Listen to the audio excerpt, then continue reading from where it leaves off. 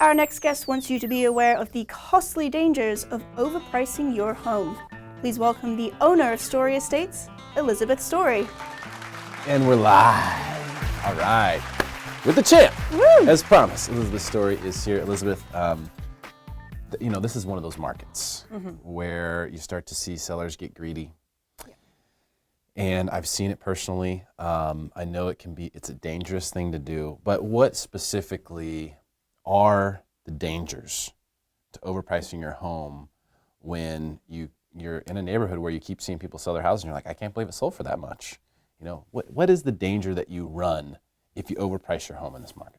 Well, drastically overpricing your home has always been dangerous, but every year it gets a little bit more dangerous because buyers have access to more and more information as time goes on. And they're very well informed, they're doing their research, they're looking online, and they're usually working with a very experienced agent who knows how to pull comparable sales and will steer them away from a drastically overpriced home. The danger is always really, as it comes down to it, of overpricing your home is you may end up getting less than what it's actually worth. And you can never go wrong by pricing it at market value or a little bit under, but when you price it over market value, initially, like for example, let's just use 500,000 because it's a nice round number. Sure. Say buyers are looking from 475 to 500 and your house is worth 499. If you price it at 520, for starters, they may never even see the home because it's not going to show up in any of their alerts. They set their alerts for a certain amount and they're not going to look over that because they're going to think that they can't afford it. So for starters, it might not ever even show up in their inbox. If it doesn't show in their inbox, they don't walk in the door. If they don't walk in the door, they never have a chance to write an offer.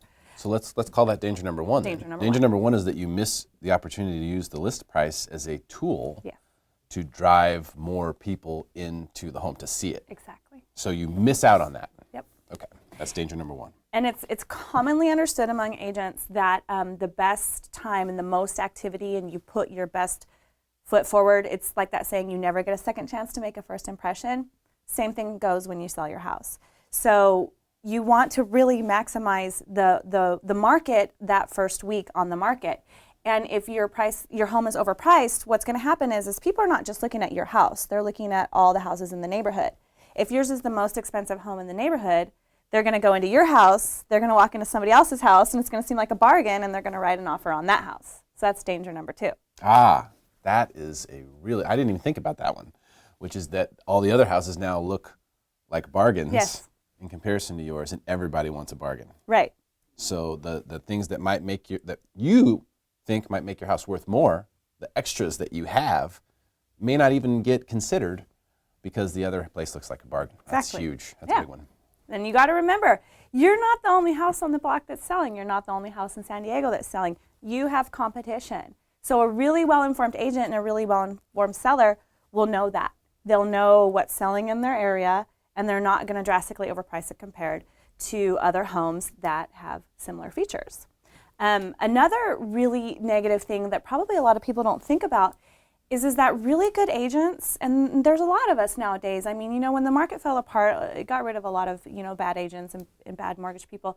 They don't want to take an overpriced listing because they don't want it to reflect poorly on them, because that's their credibility. And so when you insist on overpricing your home, you might actually lose the opportunity to work with a really well-qualified agent because they're not going to take it. Right. Yeah, that's a good point too. Why is it that home sellers, I understand when home sellers start getting greedy. It actually scares me for the marketplace as a whole. When I start seeing that, it scares me a lot. But why is it that they think that the listing price is what you want to get an offer for? It's so strange, right? Because especially in some of those really, like you mentioned, 500,000. Well, what if you think your home's worth 525? Is it bad ethics to list it at 499, or is that smart? Is that savvy selling? It's savvy selling, and it's been tried and true and proven. I've done it myself. And that's kind of what I said. There's no danger to pricing your home below market value. There just isn't, because what happens is more buyers come and see it, more people walk in the door, and more people write offers, and then it creates the auction effect and the bidding war. And I've never had a single time where getting multiple offers ended up to be a bad thing. It's just never, ever happened. But if you look at the opposite side of the coin again, you say it's worth 525, I'd list it at 519. That way people who set their cutoff at 520 are still walking in the door. Gotcha. Because once you get them in the door, if they fall in love with the house, well, then they're going to find that extra 5,000. But if they never walked in the door, it's not going to happen. In fact, I just closed one in December where it was priced at a certain amount, and we ended up buying at a certain amount, which was actually more than they had wanted to spend. But they fell in love, and they found that money, and it happens all the time. Yeah. So the most important thing is getting them in the door. Nobody's ever going to buy a house that they haven't seen. Right. And I think and where that can be misconstrued, I think, in some cases by some agents is when people start doing these open houses with the taco trucks and all that stuff. I mean, hey, it's cute and it does get people there. But are those really home buyers? I don't know. But the listing price, that's a legit tool. If someone comes into the house because of that, that's probably a buyer. Right. So that's a tool that you could really, really use to drive traffic. And I know people are driving traffic from a lot of different angles. And there's really no bad traffic, but there is traffic that's better. Right. And I think that traffic that's driven by price is better than not. And a lot of, I've continued to hear people say, well, I know my house is worth probably only $550, but I really want to get $590. Okay. So what's the I best? want a pony. Doesn't mean I'm going to get one. Right. But is the path to getting $590? I think a lot of home sellers think the path to getting $590 is to list it at $599. And that's how we're going to let them know that we want $590 for this house. No. What happens is it makes you look a little bit unreasonable, especially if it sits on the market for a few weeks. Time is of the essence. That's another thing. I like to call it a stain on a property. Even if you list it now and it expires or it doesn't sell and you relist it, that listing never goes away. People can see that. It's in public records. It's in Realtor.com. It's in Trulia. It's in Zillow. So you don't do this test the market thing because it's not like people aren't going to see it. They're going to see it. It's out there for the world. They already know you tried and failed once. Here you go again. So it's better to just get it right the first time because, again, especially if you've been on the market 1 month, 2 months, 3 months, and you're still at that price, you're going to look like an unreasonable seller, and people aren't going to want to work with you. So there's a number of dangers to overpricing your home, and I think people not seeing it, who might be the perfect buyer, is the number one issue. Because the thing that I continue to hear is, but it only takes one buyer, right? If you find that one family, this is just perfectly close to work and home and all, and school, then they'll pay this much for it. But if that's true, then how are you going to find that one family? Right. Casting a big net or a narrow one? And I think that's the message that we have to get across, because right now I think is not the time to be greedy. It's really not. In this marketplace. There was a lot of people who waited to see what was going to happen to the election, and I know that there's a lot of pent-up sellers right now who are going to be looking for agents and looking to sell.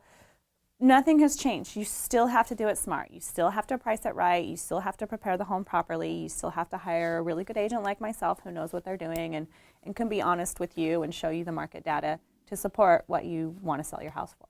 Correct. And just one more thing, Elizabeth, while I have you here, champ. Interest rates went up. Yes. Have you seen that ripple into the marketplace yet?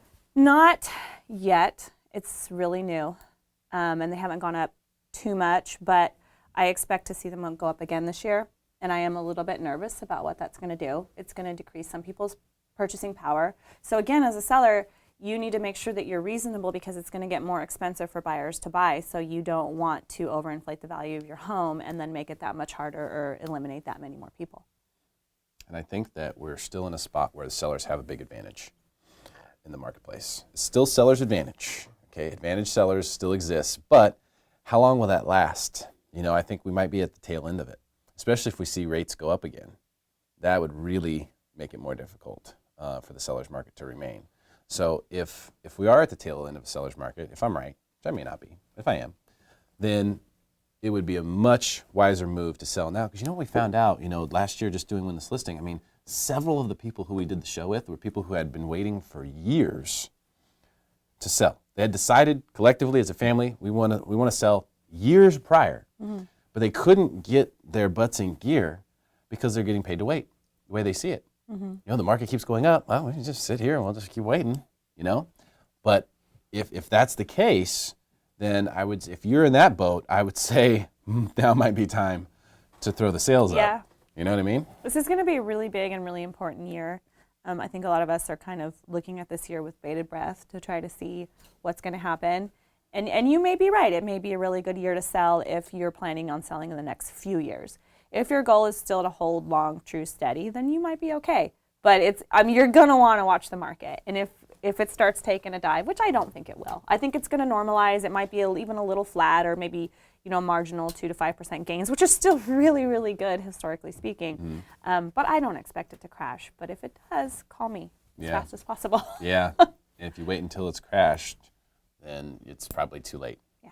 But you can get ahead of it, I think, right now, for sure. Will we see another good year? Possibly.